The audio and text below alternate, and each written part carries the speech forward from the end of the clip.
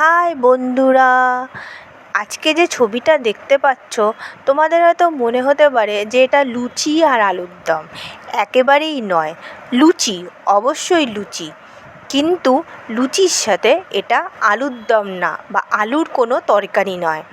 এটা একটা নতুন রেসিপি। আলু অবশ্যই আছে, তবে আলুর সাথে অন্য একটি জিনিস আছে। সেই জিনিসটি আজকে বানাবো এবং বানিয়ে তোমাদের দেখাতে চলেছি। তো জিনিসটা কি? সেটা হলো ধোকলা। আর ধোকলা কিভাবে বানাবো তার সাথে তরকারি। একটা বাটি নিয়ে নিয়েছি, বাটির মধ্যে 1 কাপের অর্ধেক বেসন নিয়ে নিয়েছি। এরপর ঠিক এইরকম একটা বাটি টক দই নিয়ে নিয়েছি, নুন নিয়ে নিয়েছি, দিয়ে ভালো করে এটাকে ফেটাতে হবে। সুন্দর করে ফেটাবে, যত সুন্দর করে ফেটাবে তত কিন্তু ধোকলা ভালো হবে। এটা হলো বেকিং সোডা বা বেকিং পাউডার তোমরা দিতে পারো।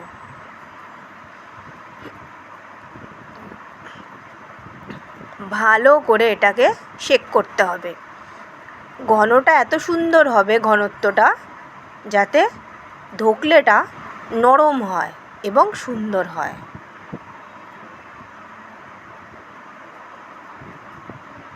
তো দেখতেই পাচ্ছ, ভালো করে মাখতে হবে। ঠিক এই রকম হবে। একটা বাটি নিয়ে নিয়েছি, বাটির মধ্যে সামান্য একটু তেল দিয়ে দেবে, দিয়ে ওপর দিয়ে যে ব্যাটারটা বানানো হয়েছে সেই ব্যাটারটা দিয়ে দিতে হবে। অল্প অল্প করে দেবে ব্যাটারটা।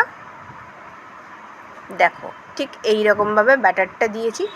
এইবার প্রেসার কুকারের মধ্যে জল দিয়ে দিয়েছি, স্ট্যান্ড দিয়ে দিয়েছি, দিয়ে ঢাকনা দিয়ে দেবো। আর প্রেসার কুকারের মাথাটা কিন্তু খোলা রাখতে হবে, না হলে কিন্তু হবে না। তো দেখো তৈরি হয়ে গেছে ধোকলা।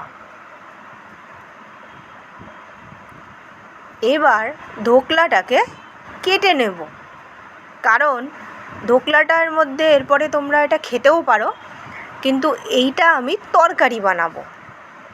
এর ওপর যদি একটা চিনি, কাঁচা লঙ্কা, কারি পাতা ওপর দিয়ে দিয়ে দাও তাহলে ধোকলা হয়ে যাবে।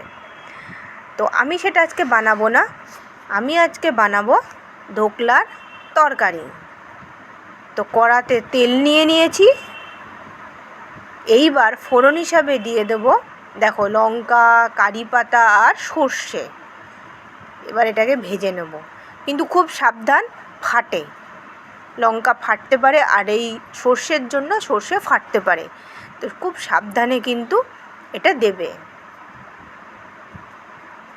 দেখো ভাজা হচ্ছে, বেশ কড়া করে ভাজতে হবে।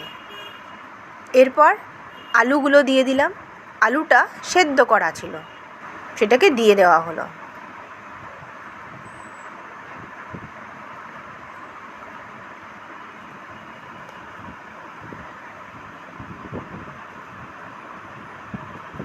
এবার একটু নাড়িয়ে চাড়িয়ে নেব যাতে আলুর সাথে মিক্সিং হয়ে যায় ফোড়নটা। এবার দেখো নুন, চিনি, হলুদ দিয়ে দিলাম,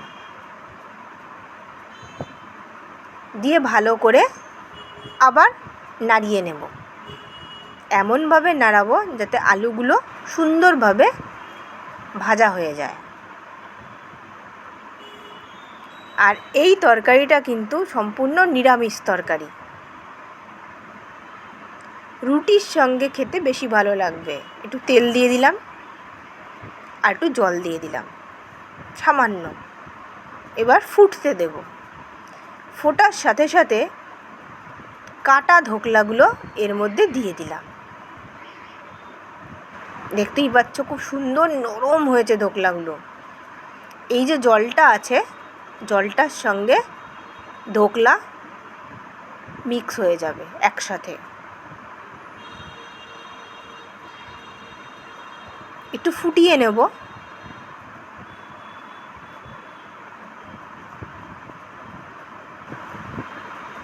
একটু নাড়িয়ে চাড়িয়ে দিচ্ছি। তাহলে বুঝতেই পারছো বাড়িতে থাকা জিনিস দিয়ে আজকে বাড়িরই একটা খাবার, ধোকলা দিয়ে আলুর ডালনা। ধোকলাটা একটু চিনি দিয়ে দিলাম স্বাদ অনুযায়ী।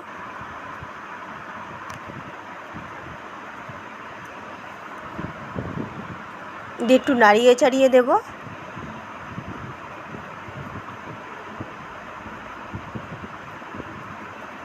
দেখো তৈরি হয়ে গেল মাখা মাখা আলু ধোকলার তরকারি। আলু ধোকলার তরকারি রুটি বা লুচির সঙ্গে বেশি ভালো লাগে, সেই জন্য বানিয়ে নেব লুচি। আজকে লুচি এবং ধোকলা আলুর তরকারি খাওয়া হবে। তো বন্ধুরা তোমরাও